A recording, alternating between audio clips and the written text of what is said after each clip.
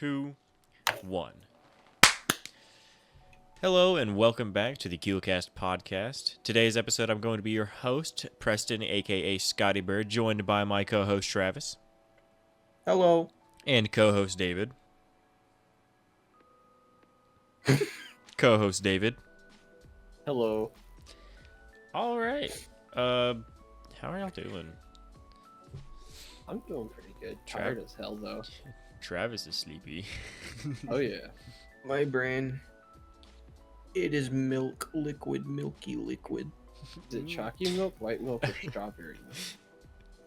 It's pink, so take a guess, idiot. Strawberry, of course. I'm sorry. Anytime I hear the word milky, all I think of is, you know, the video where the person like wrings out their ferret or whatever as a joke, like they wring out a dish. Yeah. Or whatever. All I can think of is the Texas beat, like, let's give my ferret a bath.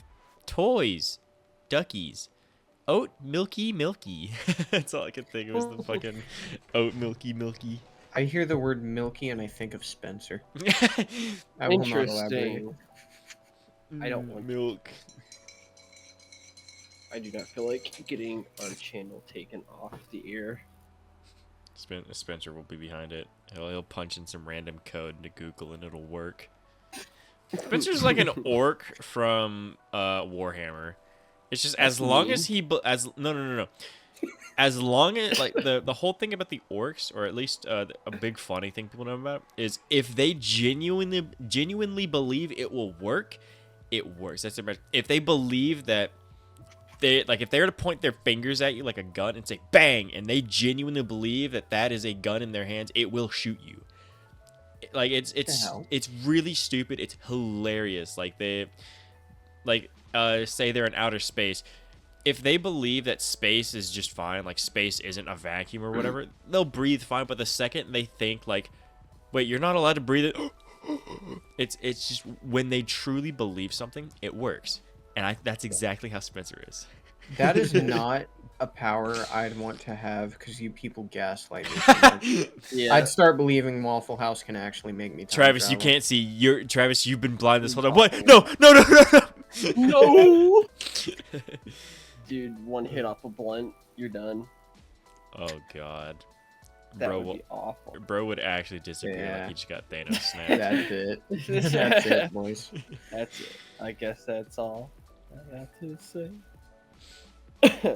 Yeah, I just like I think one of the most commonly known excerpts is like there's two Marines against an army of orcs, and the Marines in a last-ditch effort just start going bang bang bang bang bang bang bang because their guns are all out of ammo or whatever, and orcs are just falling over like legitimately dead because they believe these people are actually firing live ammunition at them. Like they're actually fucking dying. Spencer doesn't need a VR with how strong his hallucinations are. Just throw that dude in a padded room. Throw him in a He'll padded hallucinate. Dude, throw him in a padded room with a camera and you have like free Germa content. Exactly. Just Throw him to the padded walls and he'll come back pregnant. He'll come back. Okay. milky. I wasn't planning on having a psychological breakdown, but what the hell did you just say? What the hell was that? What?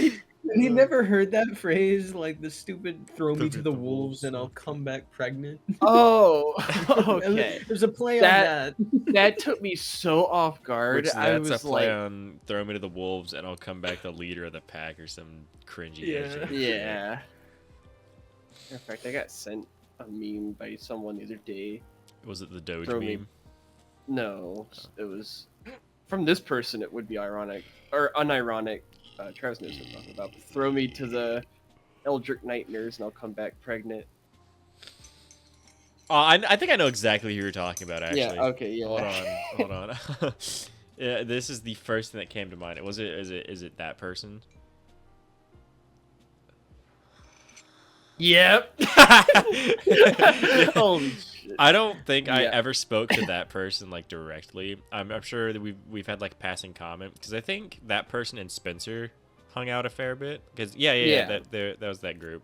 But I've heard word here and there enough, and I was like, yeah, that's fitting. That's funny. Which is funny because I think we probably have like the same humor or interest or something like that. But I just never once crossed paths. I don't know. She's a lot more. Well, I don't want to give too many details, but I don't know if it matter. Anyways, but yeah, no. I'm glad I knew the context for that. I had seen context sort of, so that way Travis could at least explain it with a relation to another meme. With some dignity. Yeah, exactly. Shit threw me for a loop. So before I start how's y'all's week been going? Let me go ahead and preface this by saying happy birthday, David. Yeah. Mr. Big 21 here. Editor, cue the claps. See, you got a lot of people welcoming you here, man. There's a lot of people proud that you're 21. I'm bowing. The audience can't see it, but no, yeah. I want to thank my two good boys, Preston and Travis, who spoiled the heck out of me this week in dog. We went to, I keep wanting to call it Outback Steakhouse. That was the one I went to, but no, Texas Roadhouse. Got the kebab. Preston got the catfish. Travis got a classic steak. You know it. Yeah. Showing them that New York strip. Yes, sir. It almost killed me, but it was worth it. Yeah, dude almost choked. I almost choking choked on that meat. Like 3 Wait, different wait, times. There's like 3 different times I just see him look over, hold his like fist to his mouth, and just like stare for a second. I was like, "What is he?" No, doing? I only had that scare one time. I wasn't Oh. out there dying like 7 times. Oops. One day to die. Oh, for Anyways, context, people, it's been a long time since I had a steak, so like it was a little tough to swallow at one point, and it got stuck, got on the way down at some point, and I had a moment there staring at those two where I was like, all right, I'm either throwing up on these guys or I'm choking to death in front of them. and I felt so bad because at that context, me and Travis. So like for more context, Preston, being the Chad he is, also introduced us to a mixture that he was really hyping up throughout the week that they serve at Texas Roadhouse. Island called, Cooler. Yeah, Island Cooler. I also forced them to get an extra shot of coconut rum because that stuff is yummy. Didn't even taste it, dog. That stuff was so good. And so we get this big old, like, fancy, tall, like, glass of Chalice. it. Chalice, that's the better word. Yeah, That's chalice. Look, goblet. And so, like, you know, me and Travis were about halfway through that. We'd already done kind of quote-unquote pregame shots with sake on the way there. And so I look at Travis, and I just see him staring at the table, and I'm all, are you feeling it yet, Travis? Are you feeling it? Your brother is choking to death. He is light flashing feeling it. before my eyes. Bro is feeling it. How did that feeling it now, Feeling Mr. my Krabs? mortality. I felt so bad. Feeling his mortal coil really coiling around a piece of steak. Bro was literally in Mortal Kombat. He was combating for his mortal self. And then we came home, did shots with Minecraft, which is such a Yeah, vibe. dude. Played I a wanna do drinking that game with again. Minecraft. Yeah, that was I really did fun. too. I felt like We don't need a bit of an ass because at some point in the night I was like, all right, no more shots. We're tired. No more shot or whatever. And I was, I'm still pretty new to being the host, being in charge of people drinking. Yeah. Looking back on it, we absolutely could have gone farther, but Oh yeah, yeah. I'm still feeling it out. But still, I want to do that again. Minecraft drinking game, that is fun. yeah. That's so fun. Oh yeah. And this time I'll actually have my Switch properly ready to go. Nah, Travis, give him your phone again. Make him break his Yeah. neck looking down. It at Take really- to the ceiling. It really wasn't that bad playing on it. I was so surprised. The only thing that was like Bedrock inventory management is already a nightmare. Yeah. And on the phone, for whatever reason, it was just so different. Even with the controller, it was awful. But that was the only gripe I had about it. Besides that, it felt like just playing regular Minecraft, which kind of blew me away. Yeah. Then we woke up, got the round 32 on split screen Call of Duty Black Ops 2 Zombies Origins. Yeah. Got all Yeah, that 4 was split staffs. That was nuts. I say we, I mean mostly Preston. Got all 4 staffs and fully upgraded them. That is me an and Garrett- unfair claim, as that is my favorite map, and I play it constantly. So that's an fair. unfair comparison. And then we ended up playing Minecraft where we did a Fallout roleplay. Not Fallout as in game, but Fallout like our own spin. You close Radiation. off your... Yeah, exactly. You're trying to get away from radiation, so you make a bunker. I just want to point out, I'm looking at our stats for the round 32 Origins, Mm-hmm. Our downs are, what is it called? Where it's like our downs are all multiples of 4. I had 8 Really? downs. Travis had 12 downs. David had 16 downs. Damn. Would you look at that? Yeah, I don't know what it is, but going over there to your house, Preston, and playing zombies, it's like all of my previous game knowledge, like, just flies out through one ear. But that day, something clicked, and I was vibing. It's something about split screen. I think I'm this. I used to be really bad about it. Back when I was really like not self-aware, but when I was way more like into keeping up my A game when playing a game, but not to the point of like I have to be good. But it was just one of those like I'm so used to just like being completely locked in that sitting anywhere other than like a foot and a half away from a screen threw me off so bad, and then double so when split screen. But I don't know. Recently, I either haven't been playing games enough, or I've somehow found that mindset to just genuinely not really care and just kind of diddle around on a game to the point where split screen. Yeah, it's definitely still worse, for sure. But I don't know. Like I know exactly what you're talking about, but that's a little mindset I've somehow split from. And it's funny because I should be the most like used to split screen out of the three of us because that's all we did back then. Would just play like splits, like as the family play split screen, multiplayer Modern Warfare and stuff like that on the console. So like back when they still had that, and you know we'd always have a ball or a blast. So balls. What kind of ball But is it? it's like whenever like that one night when we the first time we stayed the night at your house, or I did at least, and we were playing that what was it, Infinite Warfare? Yeah, a zombies in Spaceland. I don't know why, but like I just kept getting killed. I felt so bad, but it was we were all good. I think Ashton was the only one like standing his ground. Yeah, I think I was drinking. I think all three of us were drinking. Oh yeah. Yeah. So I was also in that state of like just sitting in a chair, staring at a tiny screen, like a fucking couple yards away from me. Just like I picked him up, I'm gonna go down, but I got him up. I'm up now. I gotta go get someone else up. I got him up, but I went down in the process because like just safety out the window. I was cruising, dude. I just felt like a toddler, just did not know what was going on. Yeah. What is going on? What the fuck is going on? Something that night clicked in me, and I was vibing. I got back into don't ask COD players what they called training zombies pre a certain date. but I got into a training. Yes, sir. Rest in peace. But no, it was fun. Thank you, Preston, for making that happen. Thank you, Travis, for also being a part of that. Yes. Yeah, I'm not gonna lie. I was surprised Travis held in so tight there because there were like 2 different moments where he went down after spending a lot of money, and those would have been moments where I would have been, I'm in fuck it mode, whatever, don't care. Like the recovery, especially on Origins, recovering from 0 money at around past 15 is so hard to do. But bro kept it locked in.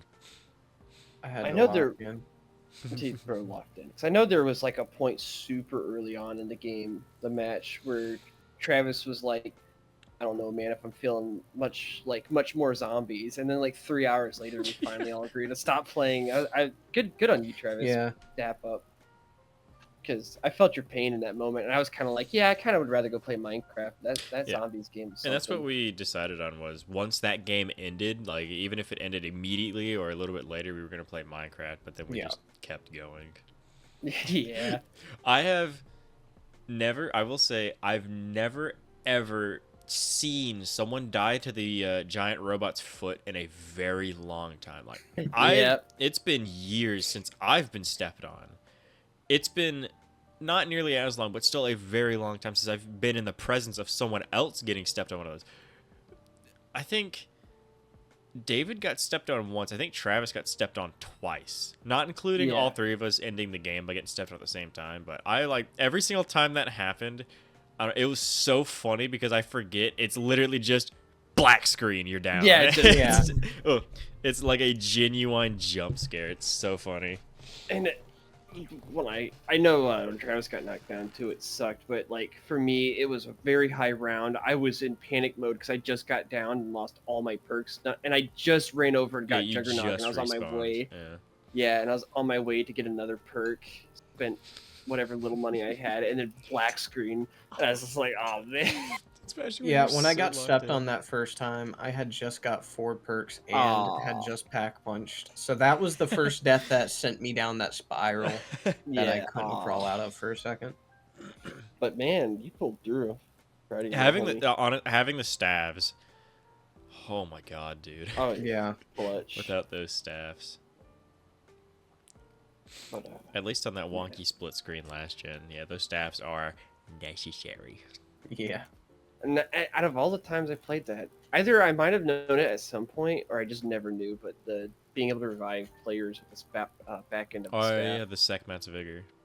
yeah, that's crazy. Yeah, that thing's the lightning staff's particle does not go all the way across the map. It will travel a good distance, but I believe at least in last gen, Sekhmet's Vigor will travel until it hits something, whether that be like an out of bounds barrier or a ground. Oh yeah. You can. I have, once or twice, way back when I played the game way long ago. I did that twice. I think I was at excavation site and someone was on top of Gen 2, like where the foot robot steps. I believe there's some really long sight line from excavation to church or excavation to spawn area, and I remember jumping and shooting it, and I saw them get off the ground. I was like, let's fucking go. No, yeah, that's why lightning staff was always my favorite. Shooting that big ass orb and just watching it zap zombies across the map is so funny. That thing is super finicky in PS like last gen though. I don't remember that thing being as finicky as it was.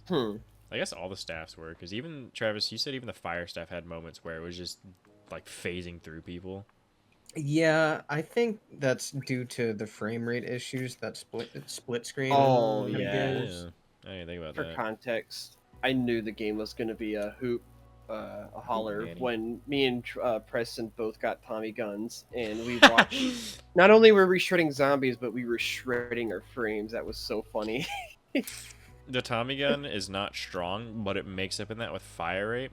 And for those of you who've never played Black Ops 2 at low frame rate, your guns shoot so like Mark II shoots pew pew pew pew pew pew at split screen frame rates. Even when no one's doing anything, it will literally randomly just pew pew pew. It becomes like a dangerous weapon to use because you never know how fast it's gonna shoot the zombie in front of you, and that goes for everything. So it was so I think Travis, I think you just went down and you got back up, so you had no double tap MP40, and that thing was literally just pew pew pew pew pew pew Yeah. pew. It was so funny.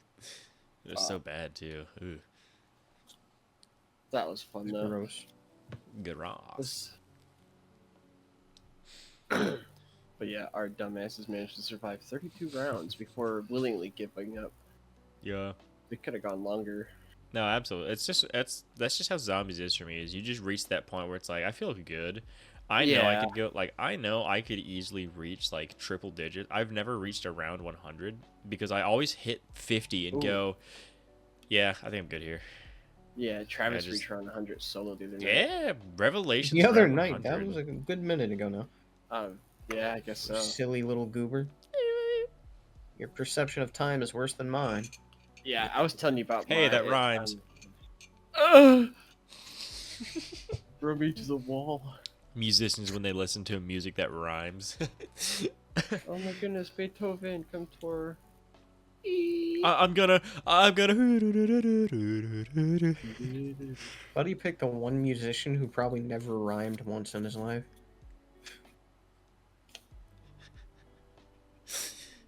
I didn't even question Anyways.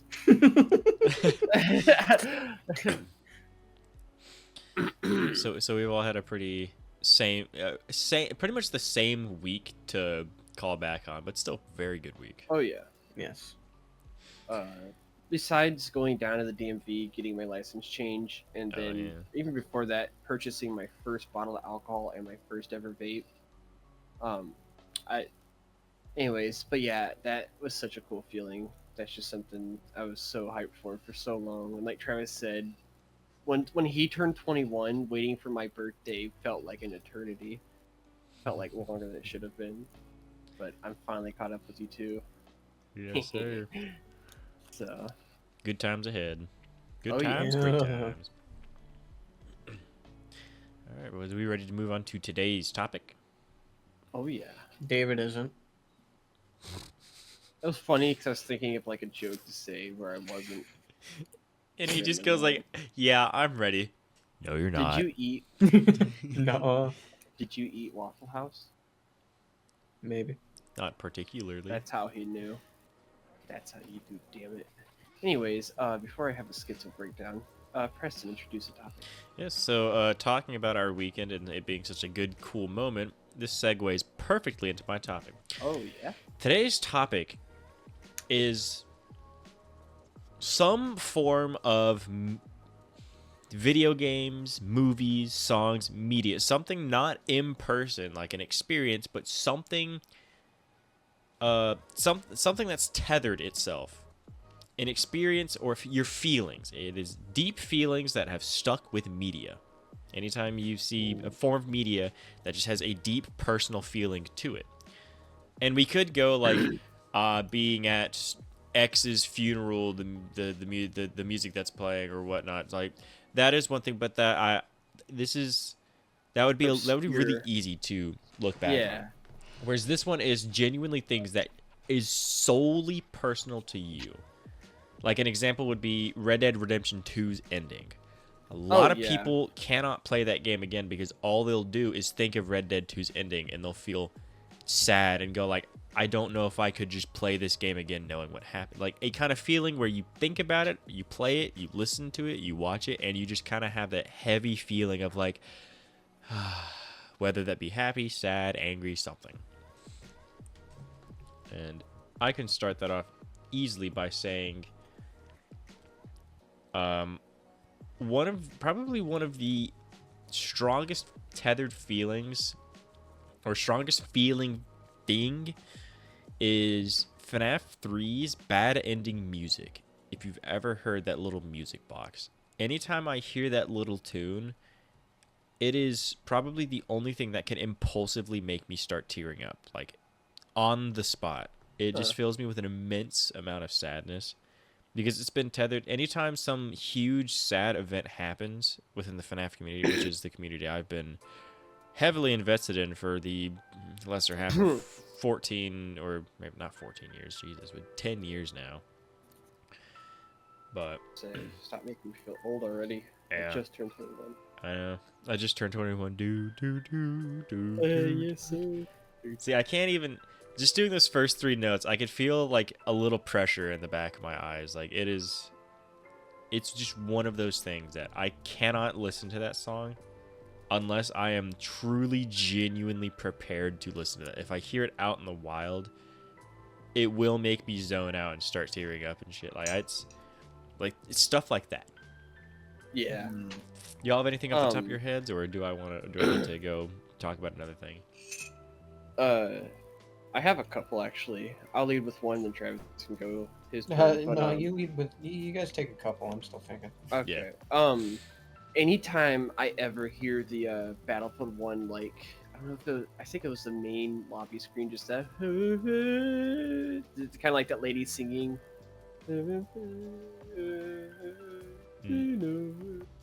I just instantly takes me back to fucking 8th grade, like comfortable. I hear that song and it's just like, man, sitting down after school and just playing this game, loading that song up. Is that kind of like on the topic of what you're talking about? Just to make sure I understood your question right. Yeah, I would say something deeper because I think that would be closer to nostalgia. Whereas, okay, see, yeah, because that's what I tried. Really, there's a lot of things I thought of, but immediately had to try and stick hard to not go nostalgic, and instead have to be something that genuinely has a deep feeling tethered to it. Another one that was that would be more better to that than that I was thinking about was a feeling of the song Danger Line by Avenged Sevenfold and Nightmare by Avenged Sevenfold were the two quintessential songs that my scoutmaster would always play on the way to any summer camp. And so it's like when I heard those songs, like whatever feelings I was feeling about to go stay the night, like a whole week in the camp or at like a forest or whatnot, I associate with those songs now, and I hear them, and it's not nostalgia. It's just I feel it, if that makes sense. Yeah. Kind of like how you did, just that. It kind of forces you to go like road trip to camp. Yeah, exactly. Road trip to camp. It's like, man, Camp Fuji and Camp Takabachi. I'll probably that doesn't matter. But actually, yeah. I didn't want to dox this, but I realized they're far enough away where you're not going to. Yeah.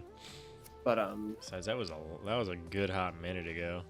Oh yeah, they're still relevant. Just it took a couple hours. Well, Camp Takabachi was in Alabama, so that took a long time to get to. And just hearing that song and just singing it with your scoutmaster and his kid, Curly Fries, call him Curly Fries. Oh, Afterlife. But no, just anytime I think about that, I get that feeling of just we're on an adventure. You know what I mean? Like we're going somewhere. It's whatever's gonna happen. Screw it, it's gonna happen. You know, just gets me in that mindset. Your pump up music.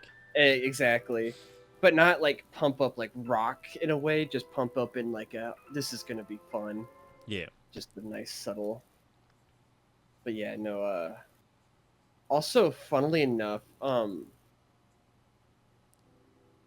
it's not super strong to an extent, but it does. Like, I kind of have to remember it, if that makes sense. Mm-hmm. But when I do, the parallel between me and Travis starting, like, the last time, or starting to talk again in Better Call Saul. Oh, yeah. Yeah. Because that's what got us talking again, was talking about that show. Yeah, that is one we both share. Mm-hmm. So that was fresh off the finale of season 6, the entire show's finale. And yeah, I guess anything to do with the finale of Better Call Saul, specifically the finale. So yeah, anytime I see a clip or whatnot, I think about that. It's that entire last like black and white era of the show. Yeah. The Gene era that it just brings me back to that point. Yeah. Oh man.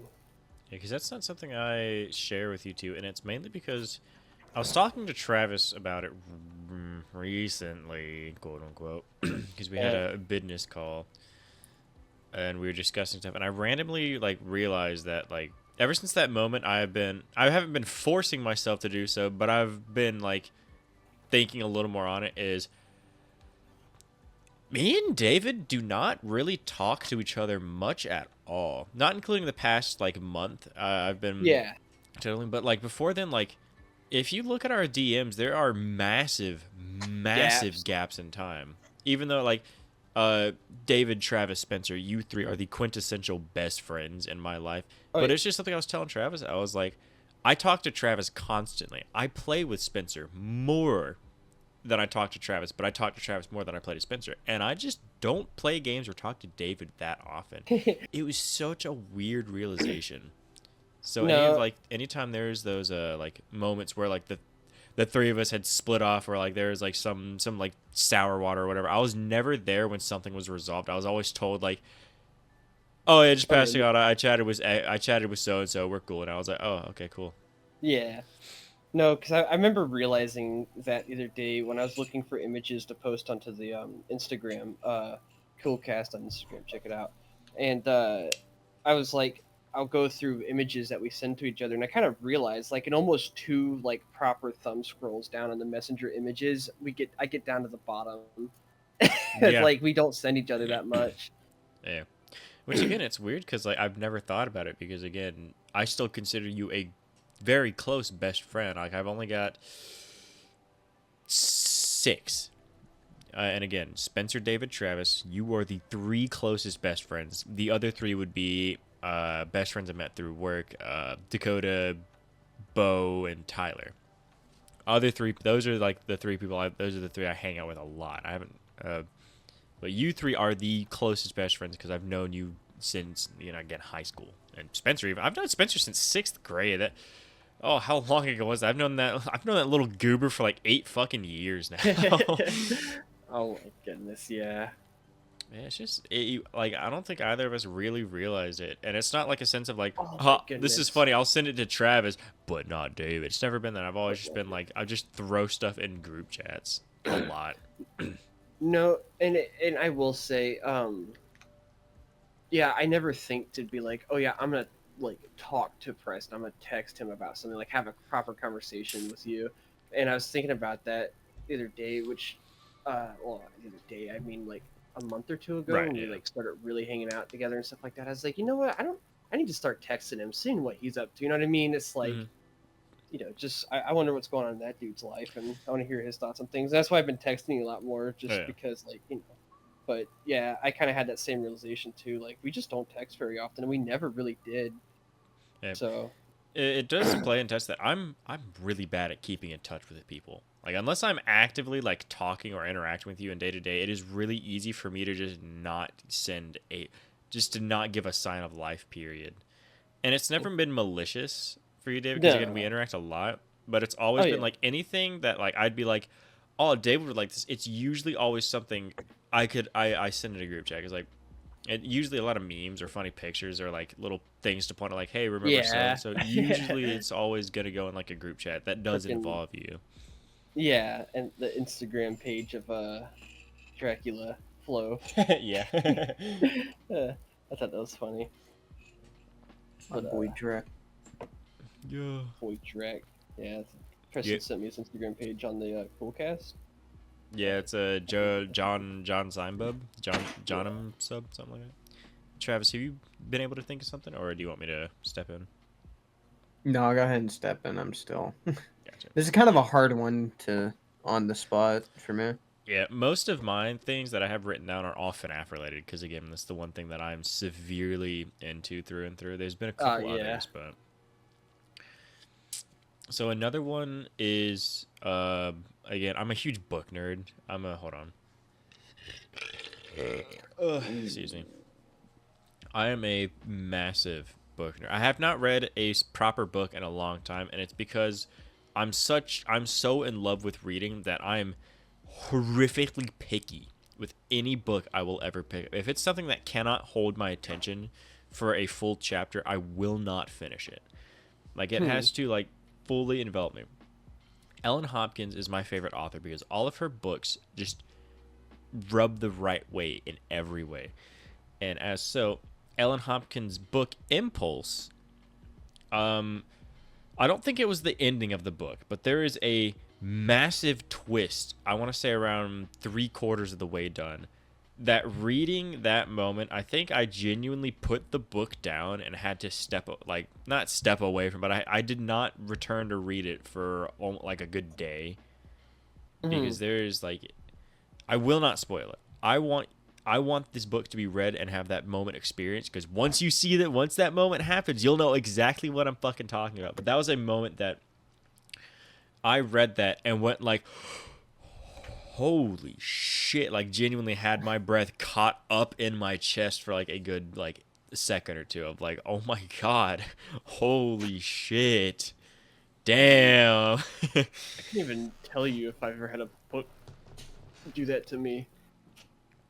That's like I said, I love reading. It's just really hard for me to read because I'm so like, I have to make sure whatever book I'm reading is going to be a good book that I'm going to thoroughly enjoy. I'm just so fucking picky with my books.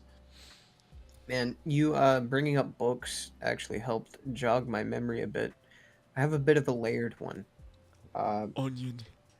First off, starts with the series I read in high school. Probably one of my favorite book series of all time. Oh, sorry to cut you off. Isn't it the author that just kind of went dark? Yeah. Oh yeah. I briefly touched on it in a past episode. Ashfall by Mike Mullen. The first book is Ashfall, so I just call it the Ashfall series. Each book has a Mhm. different name, yada yada yada, blah blah. But that book series is great. It's a little young adult, kind of like there's romance, but I feel like it's handled in a surprisingly mature way for a young adult book. The whole series is just really great to me, and I got super invested in it when I read it. And at the time, it was a little bit before Billie Eilish got super popular, and yeah, Mm. I know, crucify me. I'm the I was bad into guy. her a good bit. No, that was before Bad Guy came out. But she had Duh. a song. What is it? I'm Sorry. gonna skin you. I'm Sorry. gonna do awful things to your corpse. Please. Anyway, Wait, um, can I volunteer in his place? Anyways, go on. so she had a song titled "Lovely," I think, and Mm. it's kind of a real soft, like, romance song, kind of, and it's real soothing to listen to, but it's sad. So like I tied it heavily to that book series. Like I remember listening to that song while reading the next chapter I was on in the book, and it hit very well. So that anytime I hear that song, it like reminds me of that whole book series. Huh. So it is kind of pleasant little memory. Mike No. Mullen. What was that one song we heard at the Waffle House, Whataburger, that you and I had walked, Travis, you and I had walked to at You were nighttime? the one who who Damned who it. kind of you were into that song afterwards. I forgot it Oh the yeah. next day, so I I can't kind of comment. forgot about it, but there for a good while. Anytime I heard that song, I was just like, it's so funny to think I found this song, like out of the blue. Yeah, at Whataburger, middle of the night. I can't remember it now, but it was a very strong for that time period. For a good while, actually. Outside of that, because like just Avenged Sevenfold as a whole, but those two songs in specific, you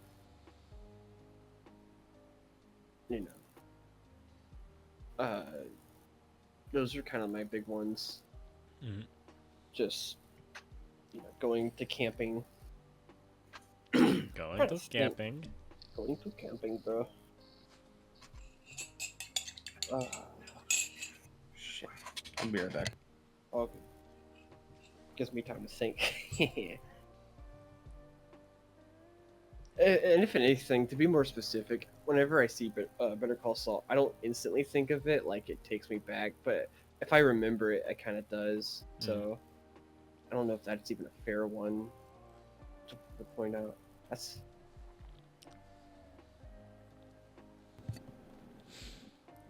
Sorry about that. Since we're not recording on our usual day, I don't have the guaranteed kind of quietness of my Right. Yeah. I usually do. Do y'all want me to step in with another of mine? yes, actually. So another really big one, another big sad note for mine is Scott Cawthon's official statement that he is stepping away from FNAF. It was, I think, it was around the time of Help Wanted. I think Help Wanted had just come out, had before, it was somewhere around there, but like I don't care what you think about Scott Cawthon or whatever, but him releasing that note, like, he was forced to retire in a sense from public eyes because Yep. a lot of drama came out.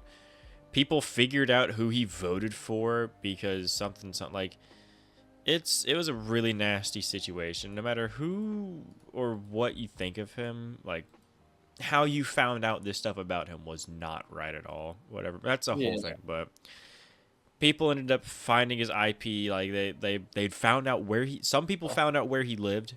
He had received letters in his mail stating threats to him and his family, and then to his very recently pregnant wife and such. And so he had officially put out the statement that he was stepping away from FNAF. Primarily, I don't think he said it downright or upright, but the gist of it was he no longer felt safe being the head of something so massive like that, to the point where something in his personal life would get out to the people in his not personal life.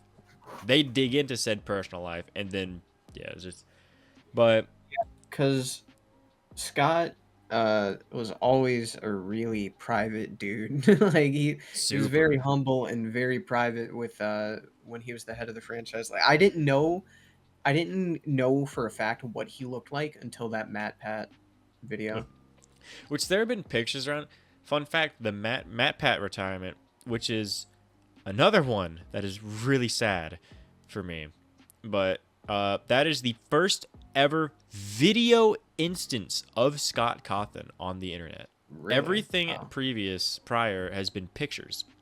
But that is the first ever time we have seen him on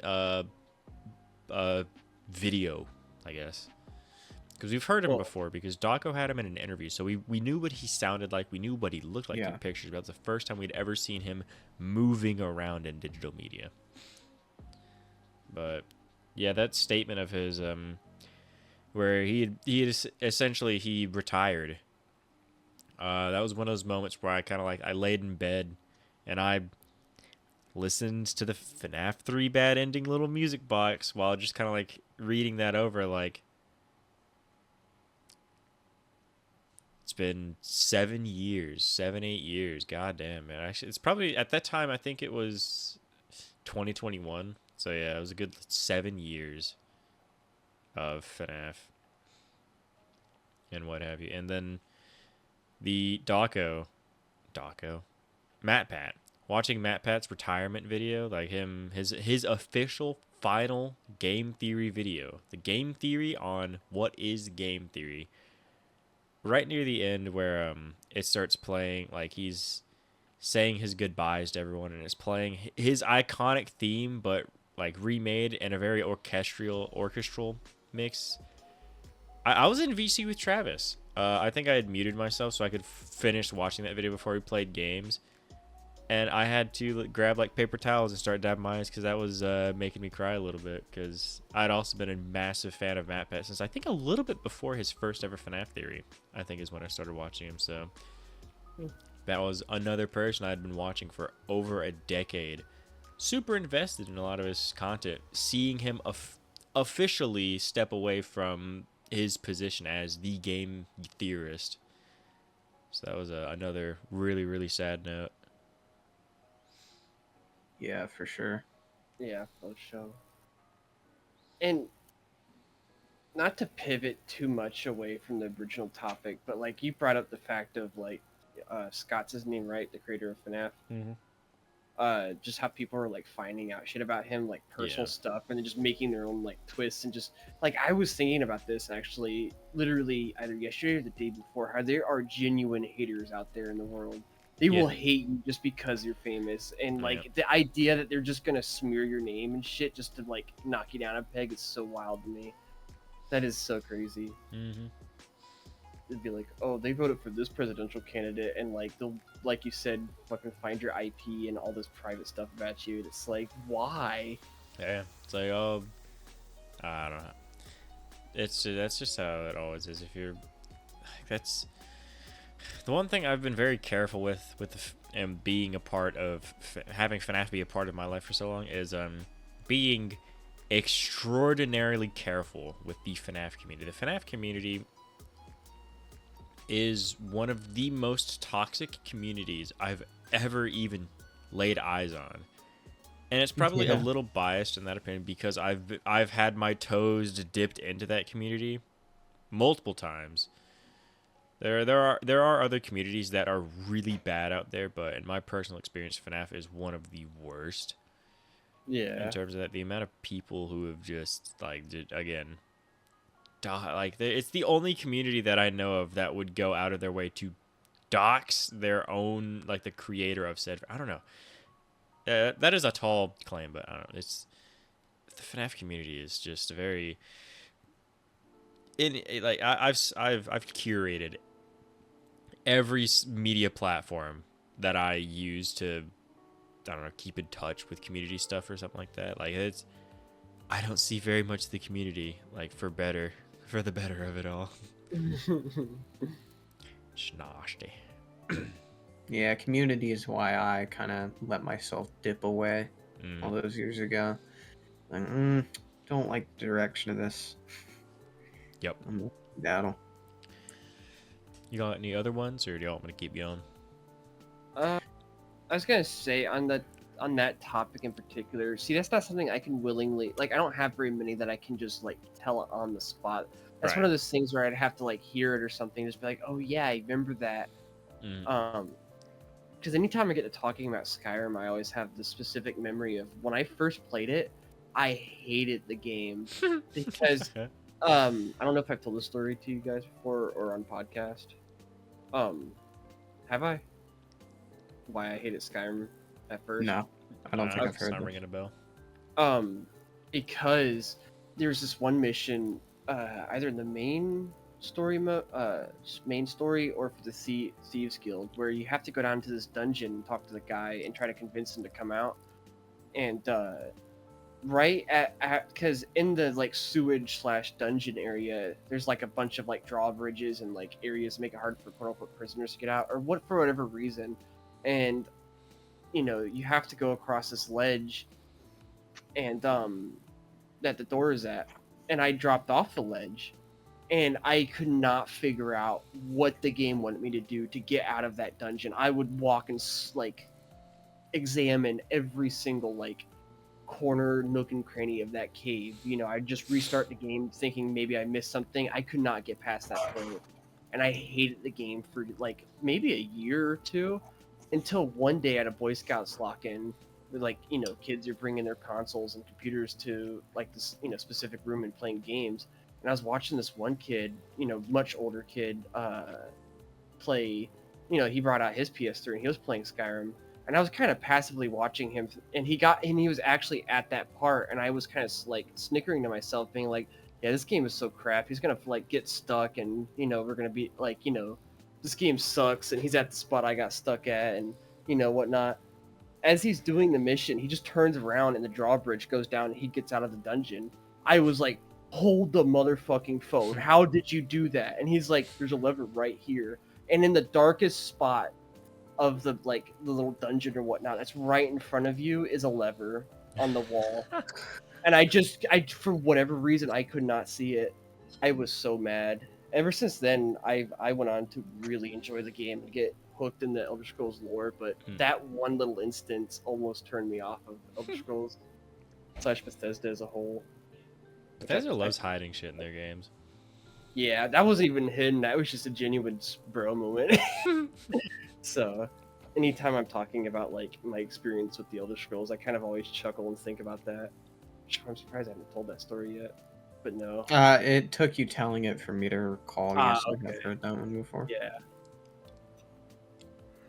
But, besides that, continue, Preston. Travis, do you have anything? I kind of have a weird one that I don't know if it applies, but I remember a lot of things, a lot of feelings, a lot of things I did through The Walking Dead. Like, what I mean is, like, oh, when season 4 was airing, that's when I went to Georgia with my dad. I'll see an episode and remember kind of like what I was doing back then, what I was up to. It's kind of like my time scale to a sense, because I watched that show for like all 11 years it aired. So yeah, Walking Dead was your big thing. yeah. For the longest time, I didn't even know you had that like whole area to your dad's trailer, because you had that big ass cloth of that one character, Daryl. No, it was Rick. Oh, it was Rick. Okay, of Rick on your wall. And one time we were smoking a certain green substance, and I went to go lean back on the wall, thinking there was going to be a wall there, and I fall into a whole new room, and I start tripping out so bad. That's like, what? Even after that point, I almost didn't believe that there was a room back there until one day you were like, "Oh yeah, I cleaned out the room or something." Yeah, I turned that into my room. Yeah. But that was that was so funny. Just wow in the back rooms, bro. Ended up in the back rooms. Trip me out. Another one that I have, again, it's another sad note, but this one's weird. This one, I don't know why. I have no connection to it. It is the song Thank You and Goodnight by Black Griffin. It is a song, I believe. I know. It's the original cast of Has Been Hotel, like the voice actors from the pilot, singing a song about how, you know, they didn't make the final cut. They didn't. So high, no, they didn't make because, you know, when the show got proper big money, a lot of the majority, I believe all of the actors from the pilot did not make a return. And it was a song saying like thank you and good night. And I listened to this song before I'd watched a single episode of Has Been Hotel. But for some reason, the first time I'd ever I cannot listen to this song. This song for some reason will have me like walking around through work. Spotify will randomly play it, and it'll give you like that kind of heart palpation kind of feeling in your chest where you're just like genuinely just like I turned it off. I was like, I'm actually probably gonna fucking cry from hearing that opening note, because anytime I think about that song in depth, like I don't know why, but there's something about people saying like, thank you for giving me this chance, thank you for hearing me through, but it's time to say goodbye. And I don't know what it is, but this song for some fucking reason is another one that just plucks the saddest string on my heart. I don't know why. It's so fucking weird. I totally understand that. Yeah, I've got a few songs that are guaranteed to make me tear up. Funny enough, they're all country music and what I would deem to be like kind of almost too radio-y country music, but there's a few out there that have like fucking, they pull at some heartstrings for me. It's always a weird case for me because I don't know, I've never been a very feely person. Like all through like middle school through high school, only recently have I really been like I said, I wouldn't call it like deadpan apathetic. I would not call it anywhere close to that, but it's definitely close to the point where I think this song is like an example of showing that I'm growing in a sense. Like I'm opening up more or something, but yeah. So I like there are very, very few things that make me like feel like sad or whatever. I know when to be sad. I know when something is sad, but there's few things that genuinely make me go like, "Aw," like just like that. But whenever it does, it really does. Like it really has to get up there and strike a chord really fucking hard for me to go like, that's actually really fucking sad.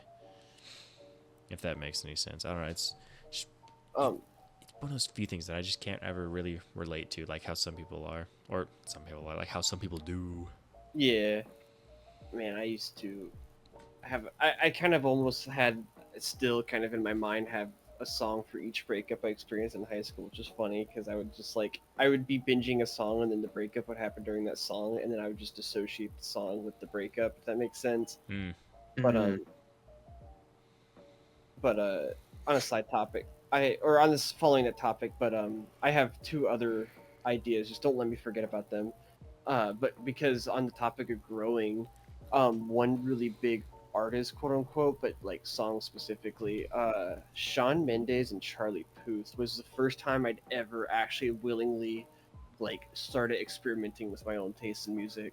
Because up to that point, I guess until I was like 11 or 12, I just was like, whatever. I didn't go out of my way to ever listen to music. Whatever was like my dad was listening to or whatnot, or like I said, my Scoutmaster playing Avenged Sevenfold, like that was it. But the idea of just like seeking music out and developing a taste, I was in my grandma's RV in a Village Inn parking lot, I think it was, and funnily enough, she had it on the pop radio or whatnot. They went in to go get pickup, and it took an unusually long time.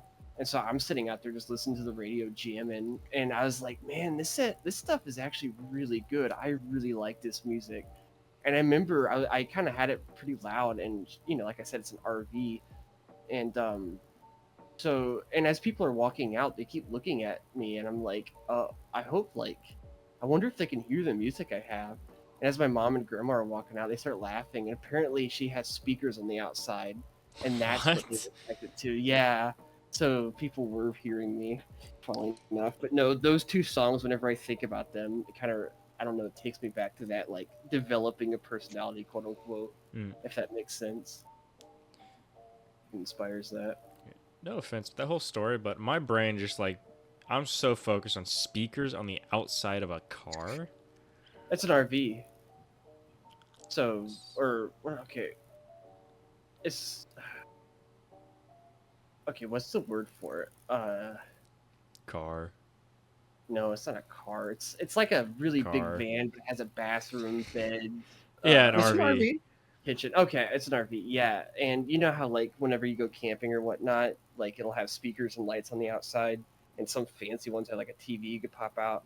Well, hers had speakers on the outside, and somehow I had it connected to the inside and the outside, or she did, and I just didn't realize it. And as I was sitting there like really jamming to the music, people could hear it, and I felt so embarrassed when my mom like drops, "Hey, yeah, we could hear the music you were listening to." Yeah. Oh man, you just reminded me of a cringy memory. Sixth grade. Car. Sorry, go on. Huh?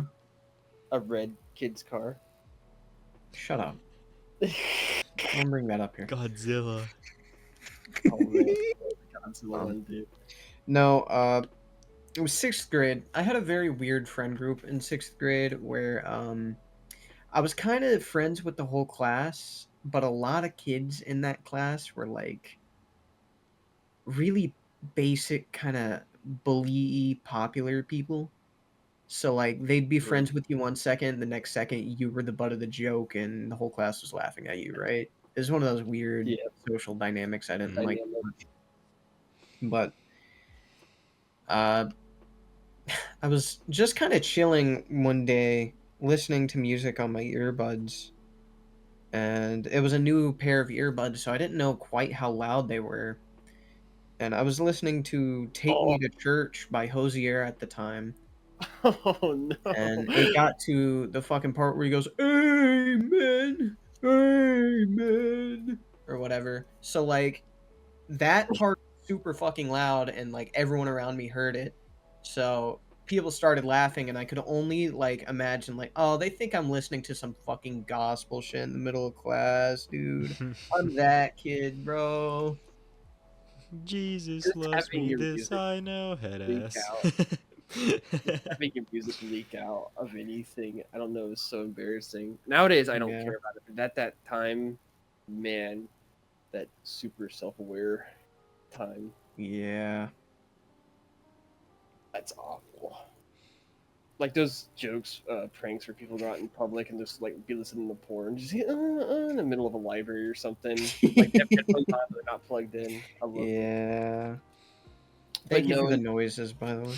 you're welcome. Necessary. In terms of music, funnily enough, what's that one Post Malone song? I can never remember the name of it, but like Ivan would always play it when he was taking Circles? Yeah, Circles. Every time I hear that, I just like I can feel myself in the back of his car, just like Yeah.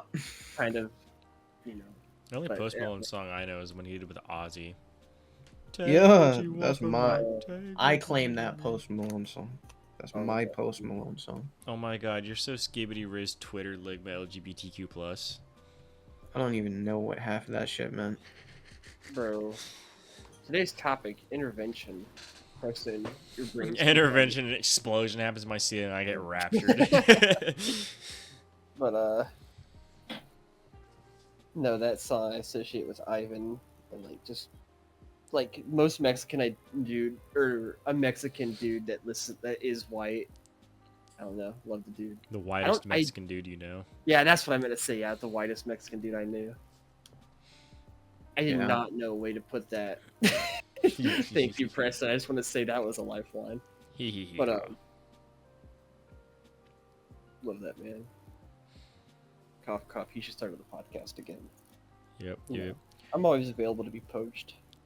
No, so, the last thing I have on my list here is I've been trying to bounce back and forth because this last item is again another thing with Five Nights at Freddy's FNAF. It was the the only mainstream book series they have. Fuck Fazbear Frights. They aren't real fucking stories. I don't like reading 7 different stories in a single book. That's so ADHD brained. It's so TikTok mentality. Yeah. But their first 3 books they put out, Silver Eyes.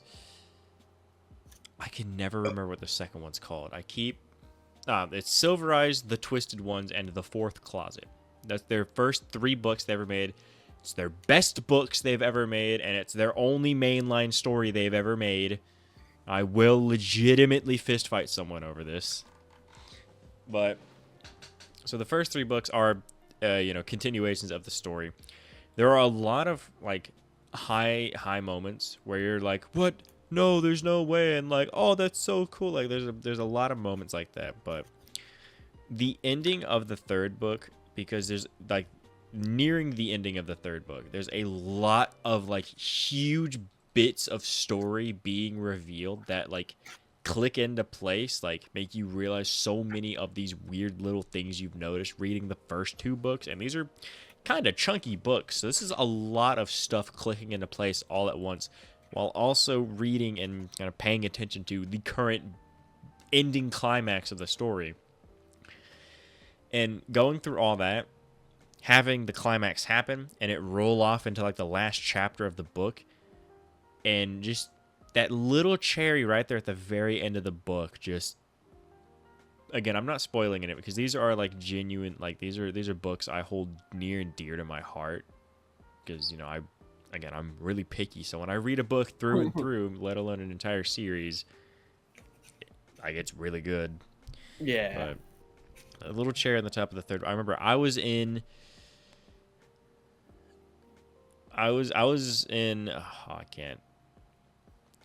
the teacher's class in, I think, 10th grade.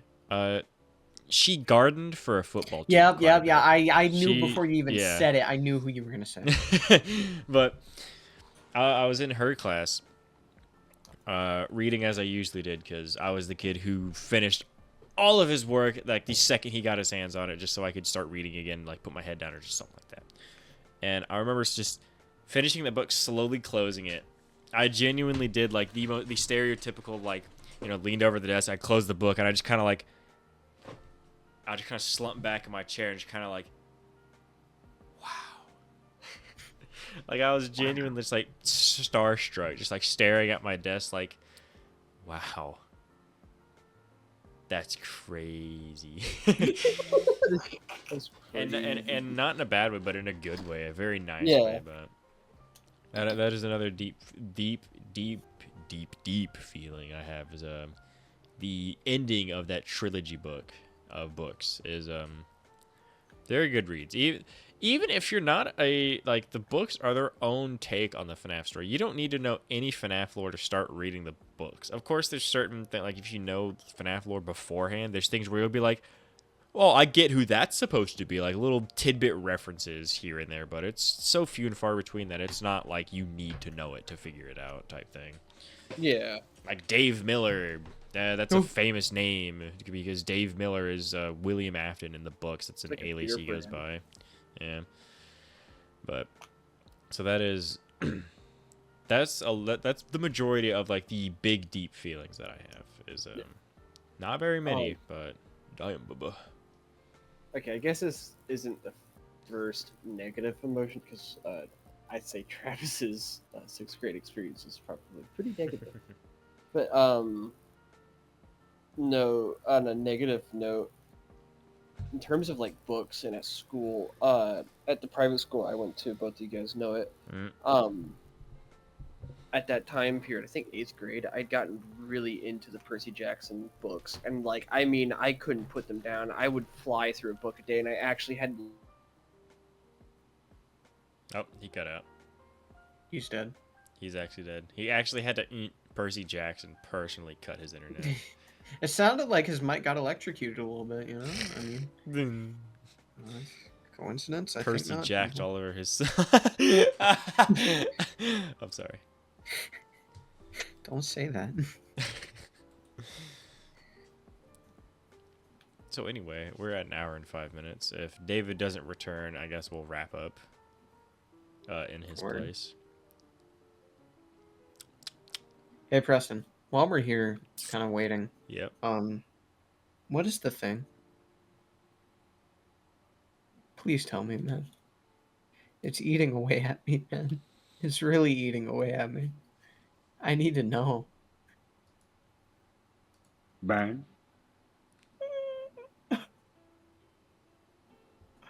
Is that an answer?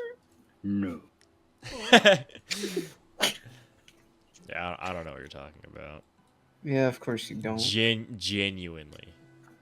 Wait, no. I remember. It's a movie where it's the original Among Us. They're out in Alaska. That's not what you meant. What are they, Portuguese? What? Or are they Swedish? Who? In The Thing, the first movie, when they're screaming, it's like if you're Swedish watching the American version. Oh, there goes David. All right, I don't know what David was gonna mention. Do you remember that? I know he's told us that story of him and Percy Jackson. Do you remember it? He said a few things about Percy Jackson, so I'm not sure. Yeah, it's fair. But yeah, he's just straight offline. His internet just jacked. So he died. Oh, there he is. Heck. You heard fucking none of that. None of it. No. I got so into the story too. It cut you off at like, so I was really into the Percy Jackson's books. Like I could not put them down, and that was right at the beginning too. Yep. And then it cuts you there. That whole fucking time I realized like nobody was like making a comment or nobody was replying. Yeah, that was you were cut off from us as well then, because immediately me and Travis were both like, oh, he's dead. Percy Jackson killed him. Yeah. Nah, I ain't even repeating that one. I got so into that story. Fuck it, whatever. That is fucked. Oh well. We're at an hour and 7 minutes. I think it's about time we wrap this up. Unless any of us have any good footnotes. Read Ashfall. Mike Miller? Is that the dude's name? Mike Mullen. Mullen. Close enough. Somebody find him. Make him write books again, please. Read literally any of Ellen Hopkins' books. All of her books are really great. They're great takes on like realistic situations. Some of them based on true stories near and dear to her heart and what have you. They're very good, serious books. You don't need fun to have alcohol. Become an alcoholic. You heard it here first, folks. Read Ashfall. Read Mike Mullen's book in one hand. Read Ellen Hopkins the other while you have a silly straw connected to some moonshine. Just sit there, just uncross your eyes, unfocus, read 2 books, and drink a lot of liquor. You better be in the hospital bed reading those books when you get admitted for alcohol poisoning. After a certain point, after your second sip, the book actually starts coming to life. Like the words start like floating off the page and like merging into the characters. Preston in the episode, please in the You episode. snuck Benadryl into the man's moonshine. Anyway, thank you so much for joining this episode of the Kewlcast and listening this far in, a full hour's worth as per not usual. A lot of our episodes, aside from really recently, have gone up to an hour and a half, which we need to reel back a little bit because that is actually, I don't know. Thank you so much for listening. I've been your dutiful, emotion-filled host, Preston, a.k.a. Scotty Burr, at SCOTTYBURR on YouTube and Twitch.com, joined by co-host Travis. You can find me on YouTube at TManKewel5355. And co-host David. Hello, I run the Instagram, the official Instagram. Find us over on Instagram at Kewlcast on Instagram. Also, be sure to check out our Twitter, Facebook, and our... Is that all? Did we not have Spotify. Spotify, and on Spotify. We're on Spotify. Listen to us on Spotify. That's really epic if you listen to us on Spotify. I We know. love our Spotifyers. Yes. Honestly. A little Spotify ling. I don't know. We upload podcast episodes every single Tuesday at 12 p.m. CST. We upload gaming videos on our gaming channel at TNP Gaming 1715 on YouTube on Fridays at 12 p.m. CST. Preston is a Spotify. No, I was gonna make that. I was waiting to make that joke. I was waiting to make that exact fucking joke. I thought I just accidentally casted a spell that caused Travis to have a fucking like. I could not believe you manic literally. attack. You Goodbye. into my mouth.